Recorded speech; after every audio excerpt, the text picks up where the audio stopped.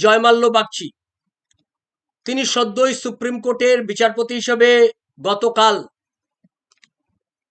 তিনি শপথ গ্রহণ করেছেন। এই শপথ গ্রহণ করিয়েছেন Justice Sanjiv Khanna, chief justice of India. তিনি এই শপথ গ্রহণ করিয়েছেন। 13 বছর ধরে কলকাতা হাইকোর্টে বিচারপতি হিসেবে দায়িত্ব পালন করেছিলেন জয়মাল্য বাগচি। মাঝখানে 8ই নভেম্বর 2021 তাকে ট্রান্সফার করে দেওয়া হয়েছিল। কিছু দিনের জন্য তিনি ট্রান্সফার হয়ে গেছিলেন অন্ধ্রপ্রদেশ হাইকোর্টে, কিন্তু আবার দ্রুতই তিনি 8ই নভেম্বর 2021-এ 4 জানুয়ারি 2021-এ তাকে ট্রান্সফার করে দেওয়া হয়েছিল।